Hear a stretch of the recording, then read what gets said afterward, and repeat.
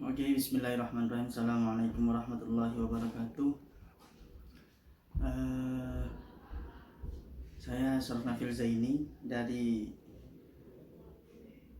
mata kuliah Hukum Ketenagakerjaan akan menyampaikan presentasi saya. Mungkin yang presentasi pertama sudah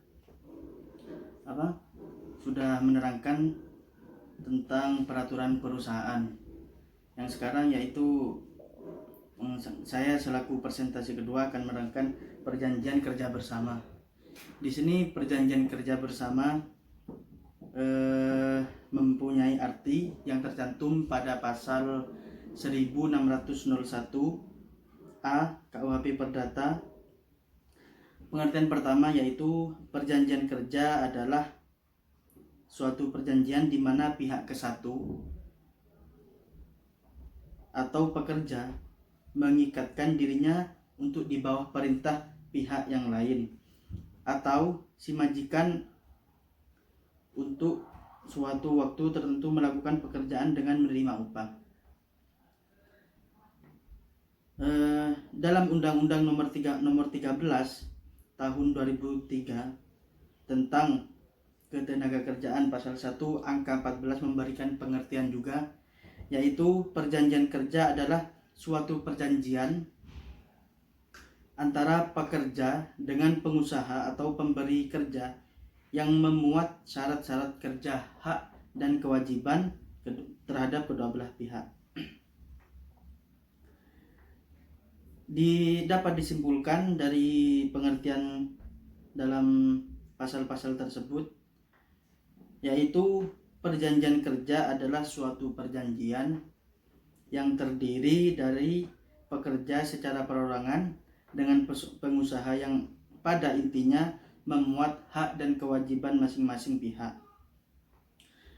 Terus perjanjian kerja bersama yaitu suatu kesepakatan secara tertulis dengan menggunakan bahasa Indonesia yang dibuat secara bersama-sama antara pengusaha atau pemberi kerja dengan si buruh atau si pekerja. Dan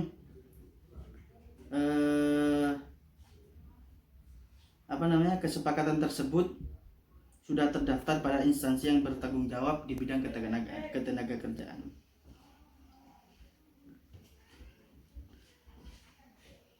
Ya, sekarang yaitu adapun dasar yang dibuat dalam perjanjian kerja bersama ini merujuk pada Undang-Undang nomor 18 tahun 1956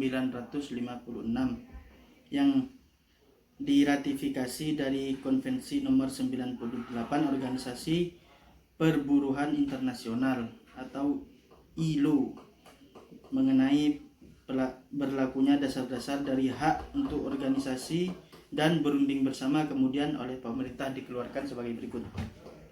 Yang pertama, pada Undang-Undang nomor 13 tahun 2003 tentang ketenagakerjaan yang diatur dari pasal 115 sampai 135.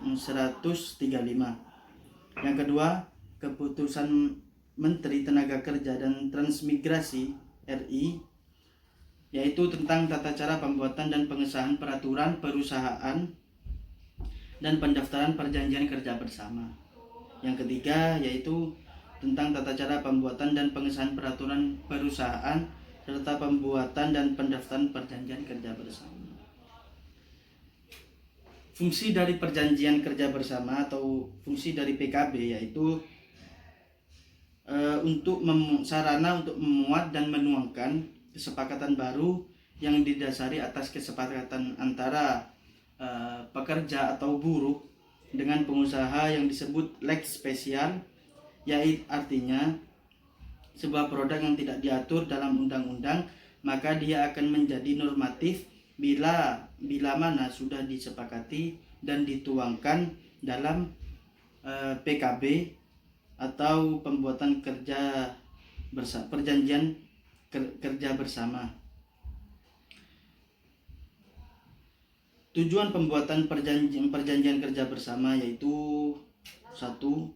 mempertegas dan memperjelas hak dan kewajiban antara pihak pekerja dan pihak yang memberi kerja atau pengusaha.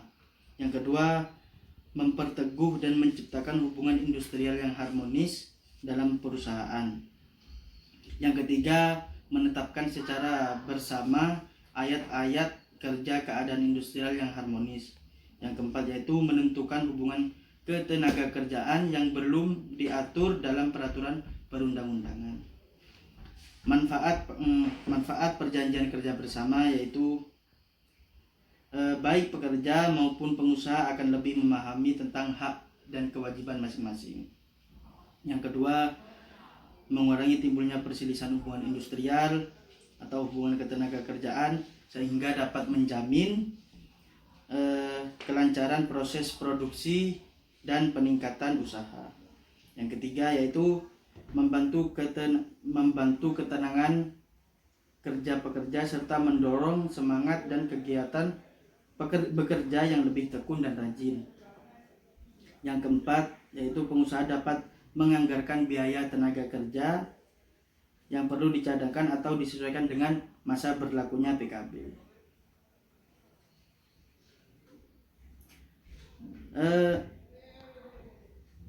Di sini juga tertulis di materi ini juga ada dimulainya kesepakatan dalam perundingan kerja bersama, yaitu tata tertib yang sekurang-kurangnya yang tercantum di sini yaitu tata tertib perundingan kerja bersama, yaitu tujuan pembuatan tata tertib, susunan tim perundingan, layanan masa perundingan, materi perundingan, tempat perundingan, tata cara perundingan, cara menyelesaikan apabila kebuntuan perundingan, 8. Sahnya perundingan dan biaya perundingan.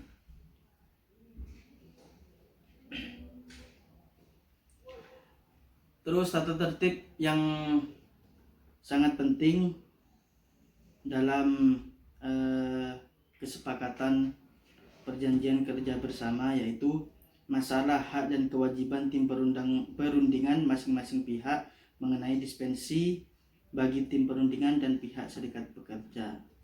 2. Masalah legalitas. Yang ketiga, masalah kewenangan tentang siapa pembuat keputusan dari masing-masing perunding. Yang keempat, masalah tata cara pengesahan materi perundingan. Yang kelima, jadwal atau waktu perundingan. Yang keenam, fasilitas bagi tim perunding selama perundingan berjalan.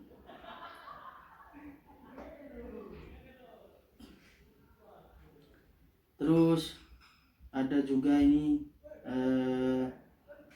tata cara dalam perundingan. Yang pertama yaitu tim perunding dari serikat pekerja maupun tim perunding dari perusahaan harus menetapkan seorang juru bicara atau jubir. Yang B,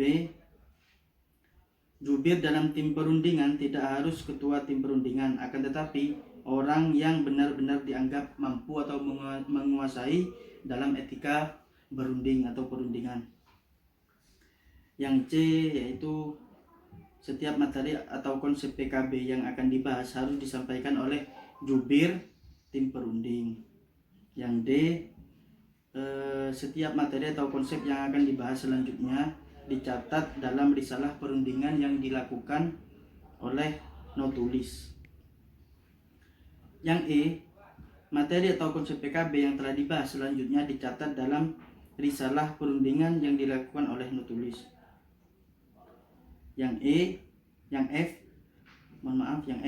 materi atau konsep PKB yang belum disepakati dapat dipending atau ditunda untuk selanjutnya dibahas kembali setelah seluruh konsep PKB selesai dirundingkan.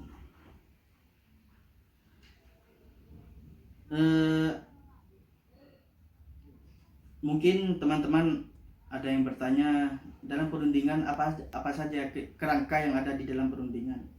Di sini juga diterangkan kerangka isi perjanjian kerja bersama antara lain yaitu yang pertama muqaddimah, yang B ada ada istilah-istilah pihak-pihak yang mengadakan kesepakatan, terus luasnya kesepakatan, terus kewajiban pihak-pihak yang mengadakan kesepakatan, terus ada pengakuan hak-hak hak penguasa dan pekerja, jaminan bagi serikat pekerja, terus ada fasilitas dari serikat pekerja, terus lembaga kerja sama bipartit,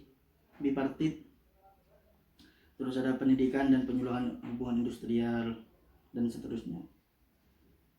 Mungkin itu saja yang dapat saya sampaikan. Mungkin materi selanjutnya mengenai syarat-syarat dan seterusnya akan dipresentasikan oleh teman kami yang terakhir. Mungkin itu saja yang dapat saya sampaikan. Terima kasih. Assalamualaikum warahmatullahi wabarakatuh.